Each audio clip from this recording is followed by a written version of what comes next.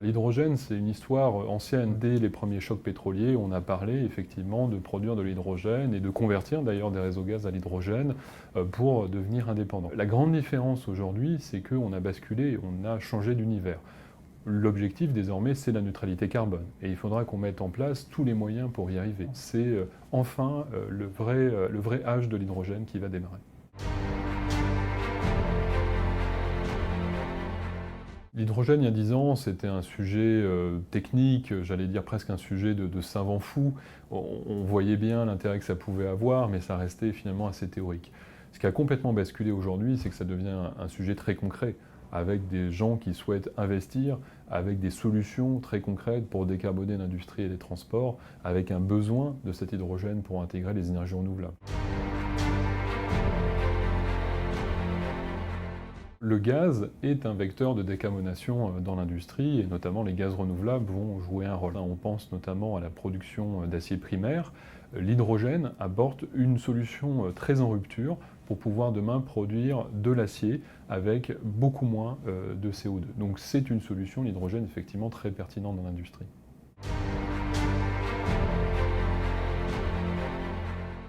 On imagine plutôt un usage de l'hydrogène qui soit effectivement assez restreint à l'industrie, à la mobilité lourde, éventuellement quelques formes de mobilité légère. On voit d'ailleurs par exemple des flottes de taxis aujourd'hui s'équiper. L'hydrogène, on le voit plus comme une solution dans le domaine du transport lourd. On pense effectivement au ferroviaire, au maritime, l'aviation. Effectivement, Airbus a annoncé développer des gammes d'avions à hydrogène pour le long terme. GRT Gaz est légitime à 2 titres sur l'hydrogène. D'un point de vue technique, parce que nos réseaux peuvent être convertis à l'hydrogène pur et ainsi offrir une base de développement à l'industrie de l'hydrogène, mais aussi parce que GRT Gaz, en tant que sachant du domaine du gaz, en tant qu'opérateur qui organise le marché du gaz, peut mettre à profit ses compétences pour le marché de l'hydrogène.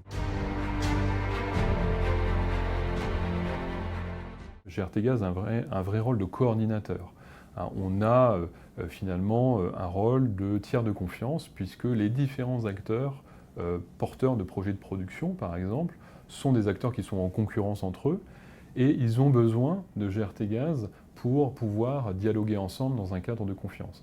C'est vrai côté producteur, c'est vrai aussi côté consommateur. Donc ce rôle de tiers de confiance du marché, finalement, il est historique en gaz, et on souhaite vraiment l'incarner en hydrogène. Cette consultation de marché hydrogène, elle a démarré au 1er juin en rassemblant près de 400 acteurs qui se sont connectés pour répondre à un questionnaire qu'on est en train d'administrer pour effectivement comprendre où seront les projets, quand est-ce qu'ils vont se développer, quelle forme d'hydrogène va être développée. Pour la première fois, on va pouvoir communiquer globalement une vision de la dynamique des projets, si possible territoire par territoire, dans une logique vraiment d'accompagner le marché sur cette question. Et cette consultation de marché va nous permettre de nous confronter à la réalité des projets, à leur dynamique, et éventuellement ajuster les tracés, les moments où on mettra en service ces canalisations-là.